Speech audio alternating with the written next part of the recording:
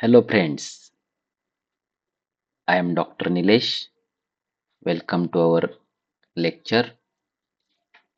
पिछले लेक्चर में हमने देखा सिंगल एंट्री सिस्टम की दो मेथड्स होते हैं। उसमें से हमने पहली मेथड देखी, उसमें हमने देखा स्टेटमेंट ऑफ अफेयर्स मेथड और उसे ही कहते हैं कि नेटवर्क मेथड। उसके दो नाम है। पहले मेथड के स्टेटमेंट ऑफ अफेयर्स मेथड, उसमें हम अगर हमारा बिजनेस छोटा है तो इंटरनल प्रॉफिट जानने के लिए अगर हमें प्रॉफिट की फिगर चाहिए तो हम सिंगल एंट्री सिस्टम में ये मेथड यूज करते हैं। ये दो मेथड है, statement of affairs method and conversion method. यह सिंगल एंट्री कोई सीखने की चीज नहीं, वो अपने आप आ जाती है, क्योंकि सिंगल एंट्री में ये कोई साइंटिफिक मेथड नहीं है।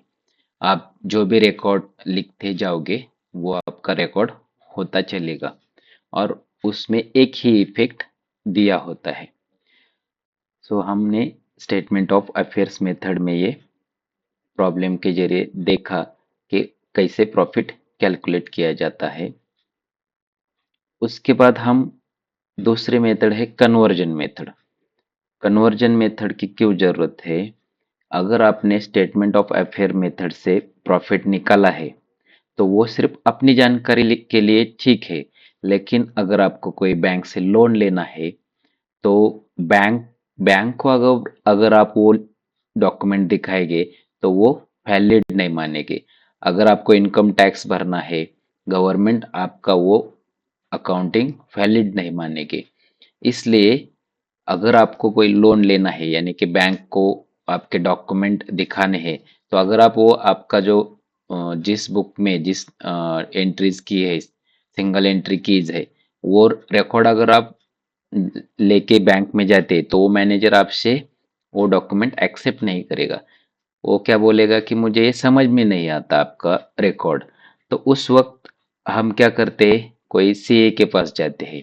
वो सीए क्या करता है, वही रिकॉर्ड जो है सिंगल एंट्री का स्टेटमेंट ऑफ अफेयर्स मेथड के जरिए जिससे हमने प्रॉफिट निकाला था, उसी रिकॉर्ड को क्या करता है, वो डबल एंट्री में कन्वर्ट करता है।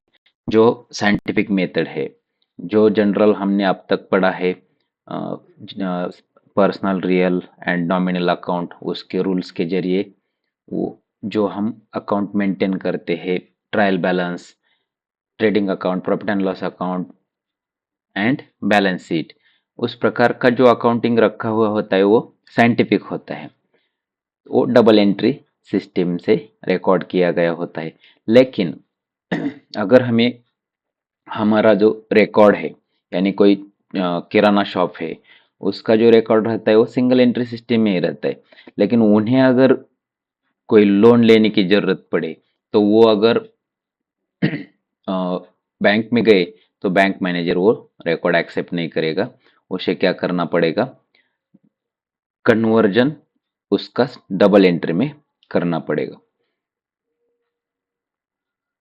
अगर इंटरनल प्रॉफिट जानना है तो सिंगल एंट्री अच्छी है, लेकिन अगर आपको एक्सटर्नल पार्टी को आपका अकाउंट दिखाना है तो वो सिंगल एंट्री का अकाउंट हमें डबल एंट्री में कन्वर्ट करना पड़ता है। ये कन्वर्ट करने के लिए हमें अलग अलग अकाउंट बनाने पड़ते हैं। सो यहाँ पे कन्वर्जन मेथड क्या है पहले जान लेते हैं। यहाँ पे conversion of single entry system into double entry system. In the conversion method, the transaction of single entry system are converted into double entry system to show the actual financial picture of the business. Under the conversion method, normal accounts are not opened in the ledger nor are trial balance prepared. Single entry system में कोई trial balance नहीं होता और normal accounts open नहीं किए होते हैं। Only such information is collected which required for the preparation of trading and profit and loss account and balance sheet of the business. Such information is collected through the preparation of debtors account. हमें तो single entry system का record है, उनसे कोई हम trading, वहाँ trial balance ही नहीं है तो हम ट्रेडिंग अकाउंट कहाँ से बनाएंगे, प्रॉफिट एंड लॉस अकाउंट कहाँ से बनाएंगे, बैलेंस शीट कहाँ से बनाएंगे। सो हमें वो करने के लिए जो हमें इंफॉर्मेशन मिलती है सिंगल एंट्री से, वो इंफॉर्मेशन हम कन्वर्ट करेंगे। तो वो इंफॉर्मेशन कन्वर्ट करने के लिए हमें पहले क्या करना पड़ेगा, डेटर्स अकाउंट, उसके बाद total creditors account, total bills receivable account, total bills payable account and receipt and payment account on the basis of double entry system. When adequate accounting data is not available and profit disclosed by single entry is not accepted by the authority, proprietor are adopted the conversion of single entry into double entry system to indicate accurate financial position of the profitability of the business. इसके लिए हमें conversion method की जरूरत पड़ती है। ध्यान में आया, कन्वर्जन में हमें क्या करना है, सिंगल एंट्री का जो रिकॉर्ड है उसे ही डबल एंट्री में कन्वर्ट करना है। लेकिन वो यहाँ पे कन्वर्जन में हमें जो इंफॉर्मेशन दी होती है वो सिर्फ उन्होंने सिंगल इफेक्ट किया होता है, तो हमें हर एक इंफॉर्मेशन का क्या करना पड़ेगा, डबल इफेक्ट करना पड़ेगा। आगे हम एडजस्टमेंट में देखेंगे कि एडजस्टमेंट में जैसे हमें रेगुलर अकाउंटिंग में उसके दो इफेक्ट होते हैं, वैसे कन्वर्जन मेथड में हर एक आइटम के डबल इफेक्ट होते हैं। पहले यहाँ कौन कौन से अकाउंट, प्रिपरेशन ऑफ अकाउंट्स, कौन कौन से अकाउंट हमें करने पड़ते हैं कन्वर्जन मेथड में। पहला अकाउंट है ओपनिंग स्टेटमेंट ऑफ अफेयर्स, उसके बाद दूसरा है टोटल डेटर्स अकाउंट, तीसरा हमें अकाउंट करना पड़ता है टोटल क्रेडिटर्स अकाउंट, चौथा है टोटल बिल्स रिसीवेबल अकाउंट, उसके बाद हमें बनाना पड़ता है total bills payable account, then trading account, उसके बाद बनता है profit and loss account and last closing balance sheet. यहाँ तक ट्रेडिंग अकाउंट से आगे हमें रेगुलर अकाउंटिंग है, लेकिन उससे पहले हमें क्या करना पड़ता है, हमें opening statement of affairs, total debtors account, total creditors account, total bills receivable account and total bills payable account. Single entry में क्या होता है, सिर्फ cash account and personal accounts का अकाउंटिंग रखा जाता है, इसलिए हमें ये अकाउंट्स करने पड़ते हैं और उसके जरिए हमें हमारी इंफॉर्मेशन डबल एंट्री में कन्वर्ट करनी पड़ती है। देन पहला हमें क्या कौन सा अकाउंट ओपन करना पड़ेगा, opening statement of affairs. Opening statement of affairs is prepare to find out opening capital. Opening capital अगर हमें मालूम करना है तो हमें ये opening statement of affairs prepare करना पड़ेगा। Opening capital of the business at the opening date. The balance of opening capital is find out with the help of opening assets and opening liabilities. Opening capital is equal to opening assets minus opening liabilities. Opening capital अगर हमें चाहिए तो हमें क्या करना पड़ेगा, opening assets minus opening liabilities की तो हमें ओपनिंग कैपिटल मिल जाएगा। उसका जो फॉर्मेट है वो इस तरह होता है, in the books of opening statement of affairs as on, यहाँ liabilities रुपीज, एसेट्स रुपीज।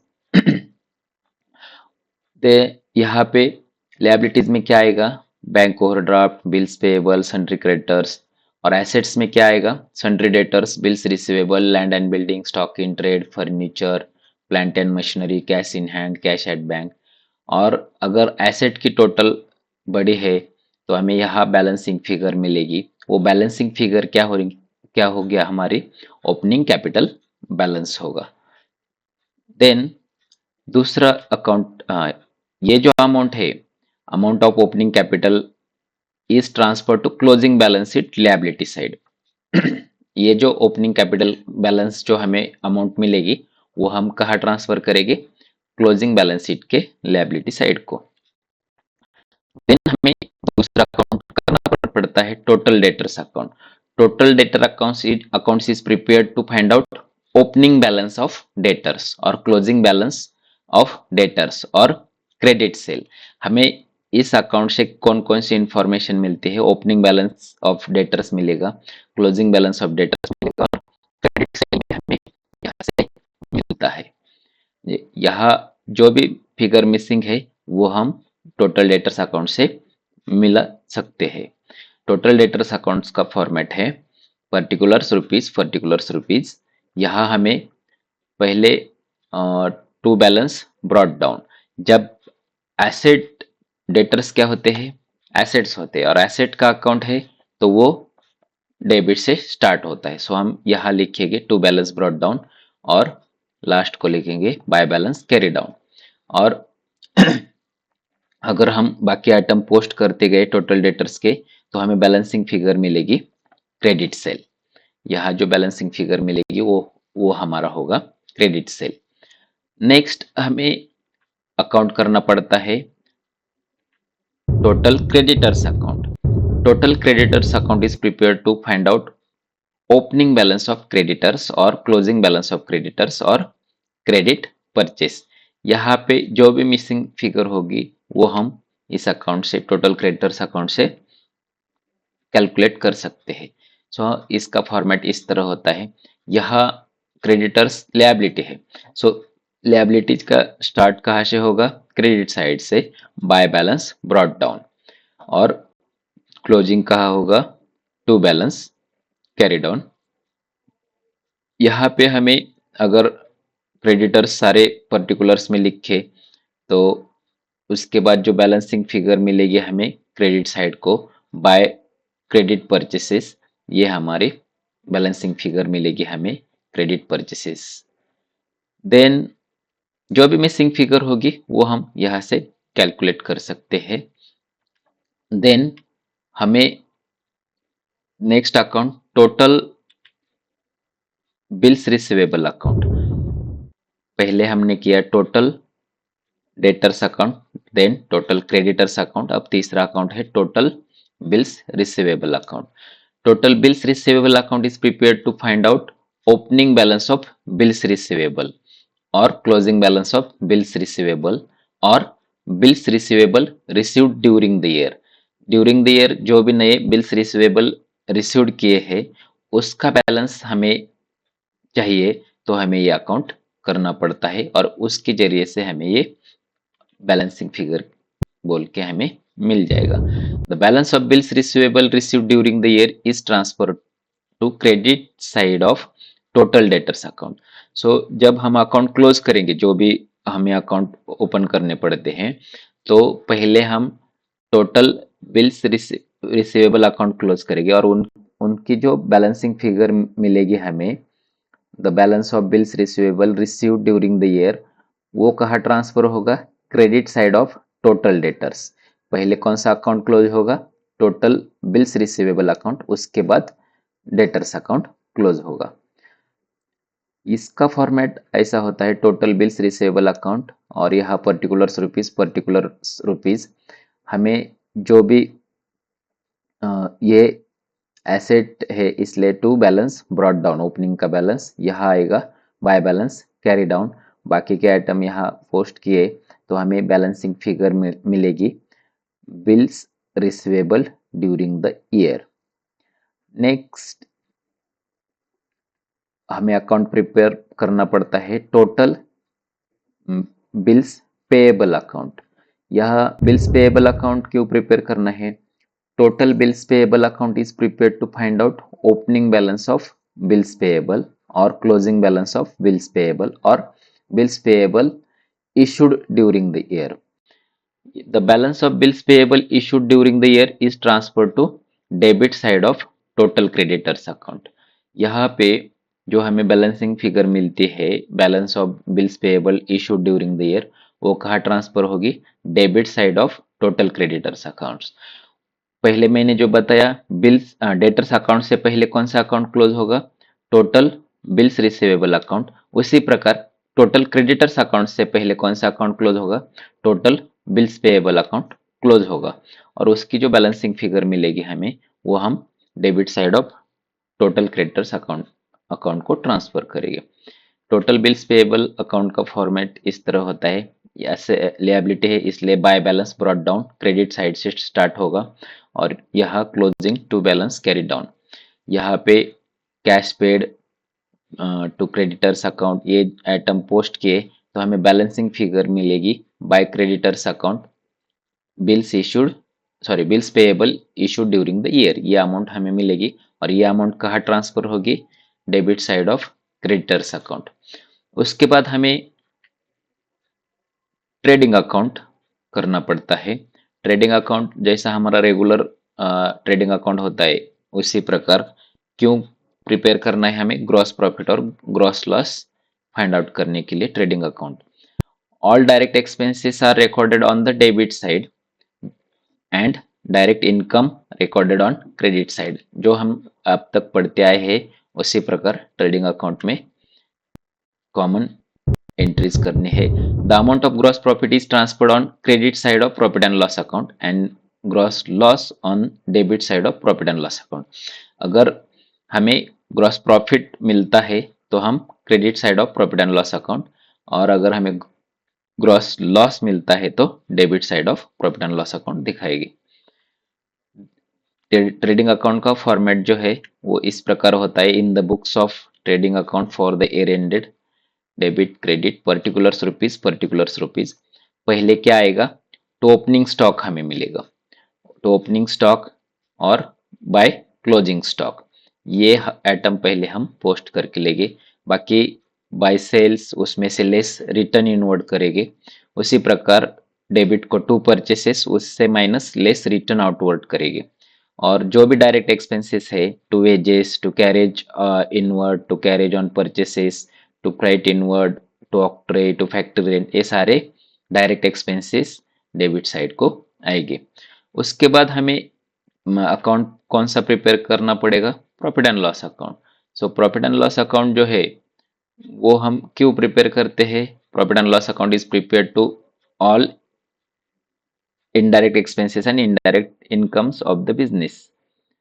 यहाँ पे हमें ट्रेडिंग अकाउंट में क्या होता है, जो डायरेक्ट एक्सपेंसेस और डायरेक्ट इनकम है वो आता है। प्रॉफिट एंड लॉस अकाउंट में indirect expenses and indirect incomes आते हैं। All indirect expenses are recorded on the debit side, incomes all expenses are recorded on the debit side of profit and loss account and all indirect incomes are recorded on the credit side of profit and loss account. The main purpose behind the preparation of profit and loss account is to find out net profit or net loss which is transferred to closing balance sheet. जो भी हमें मिलेगा net profit और net loss जो भी figure आएगी वो कहाँ ट्रांसफर की जाएगी, क्लोजिंग बैलेंस शीट को। देन इसका फॉर्मेट है प्रॉफिट एंड लॉस अकाउंट का। इन the books of profit and loss account for the year ended debit credit particulars rupees जो भी ऑपरेटिंग एक्सपेंसेस है वो सारे यहाँ पे आएंगे। पहले हम अगर ग्रॉस लॉस है तो to gross loss brought down करेंगे, अगर प्रॉफिट है तो by gross profit brought down करेंगे, और उसके बाद यहाँ पे क्लोजिंग को बाय नेट लॉस होगा तो कैरी डाउन, प्रॉफिट होगा तो to net profit carry down, यहाँ पे हमें बैलेंसिंग फिगर मिलेगी। सो यहाँ पे क्या क्या आएगा, to gross to salaries to rent and taxes जो भी ऑपरेटिंग एक्सपेंसेस है वो यहाँ पे आएंगे, और यहाँ पे discount received, commission received, interest received, miscellaneous income, ये सारे ऑपरेटिंग इनकम है वो यहाँ क्रेडिट को आएंगे, और ऑपरेटिंग एक्सपेंसेस सारे यहाँ डेबिट साइड को आएंगे, और बैलेंसिंग फिगर हमें नेट प्रॉफिट मिलेगा। देन यहाँ पे हमें क्लोजिंग बैलेंस शीट करना पड़ता है। बैलेंस शीट जो हमें रेगुलर बैलेंस शीट की तरह हमें balance sheet is statement showing financial position of the business at the end of every financial year. Balance sheet is true only on the given date.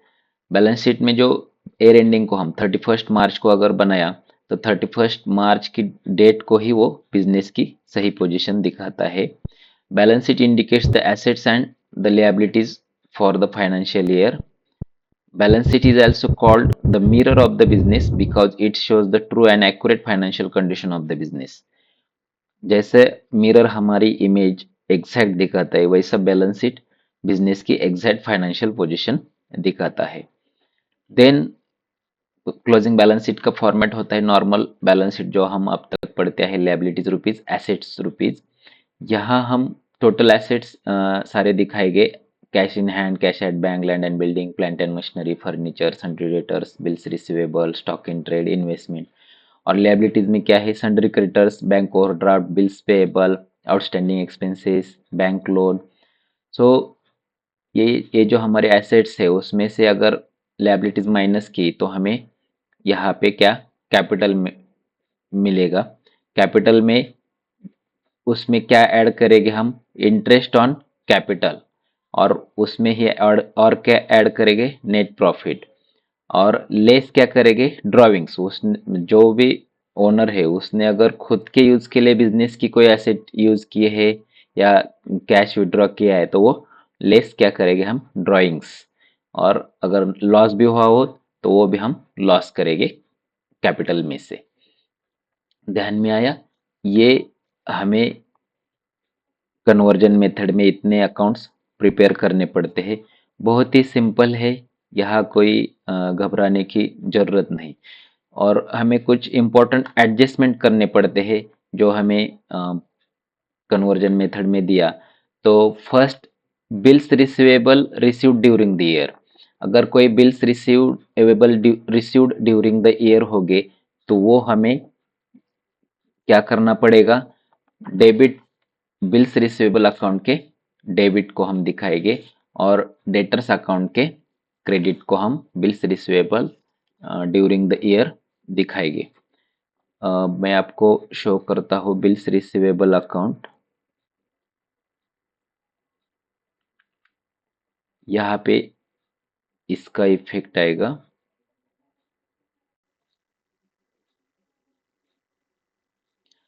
यहाँ पे bills receivable during the year,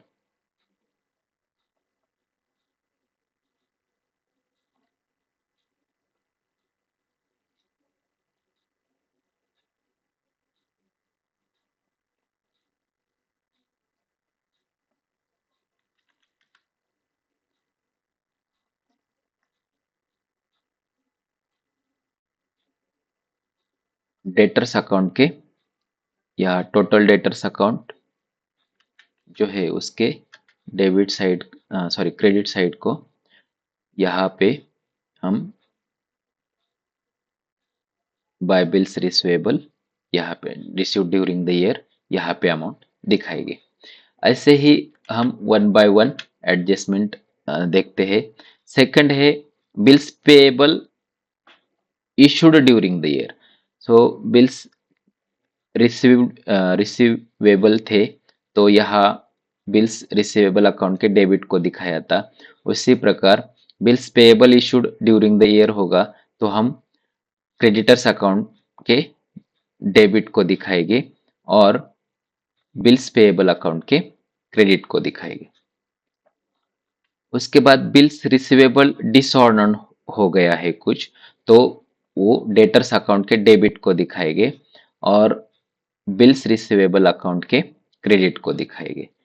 next adjustment है bills payable disorder हो गए तो वो भी क्या करेंगे हम, बिल्स पेएबल अकाउंट के डेबिट को दिखाएंगे और क्रेडिटर्स अकाउंट के क्रेडिट को दिखाएंगे।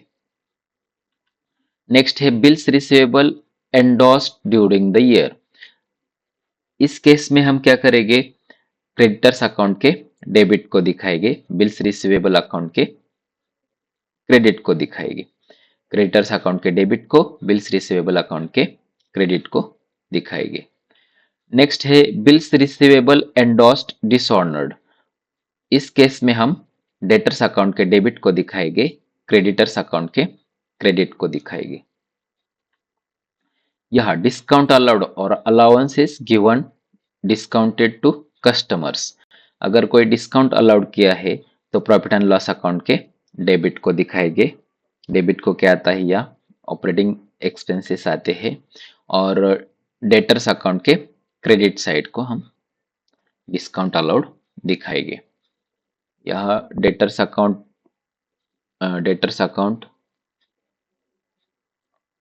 डिस्काउंट अलाउड,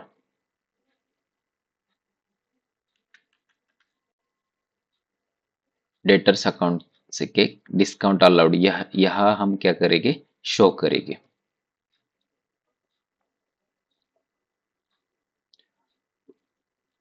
ठीक इसी प्रकार हमें वन बाय वन एडजस्टमेंट देखना है।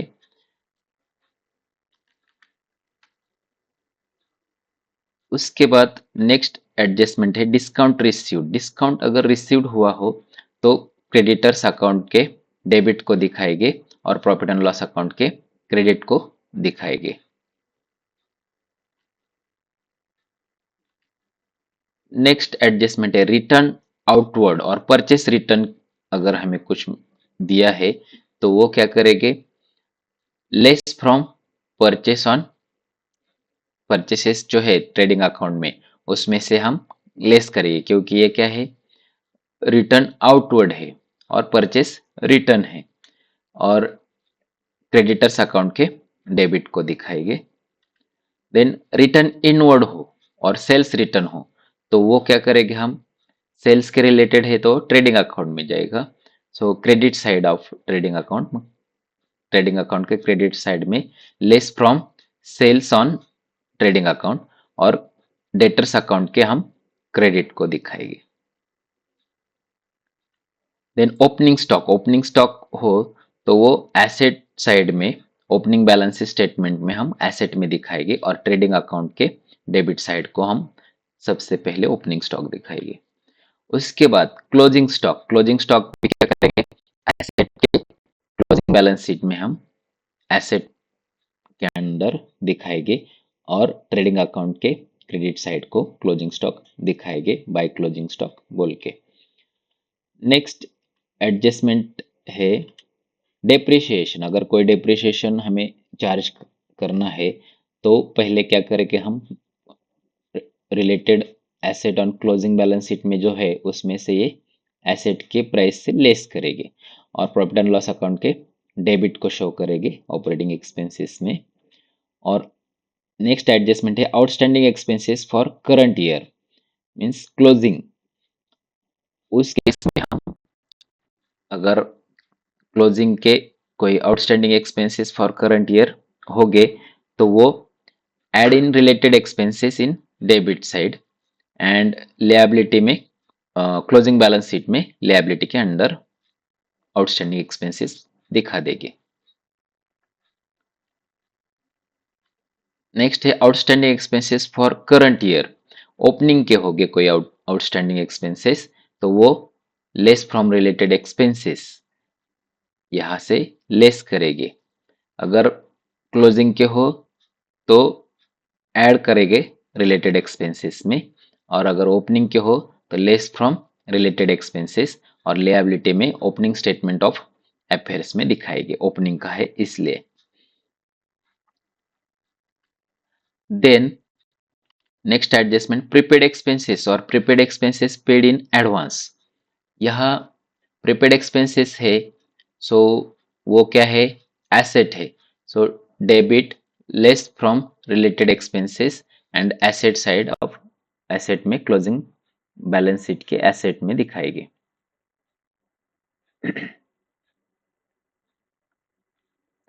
इंटरेस्ट ऑन कैपिटल, कोई इंटरेस्ट अगर कैपिटल में कैपिटल को देना पड़ता है तो वो लिएबिलिटी है, तो liability add in to capital on closing balance sheet and debit side of profit and loss account को हम शो करेंगे ऑपरेटिंग एक्सपेंसेस में, क्योंकि इंटरेस्ट क्या है, ऑपरेटिंग एक्सपेंस है।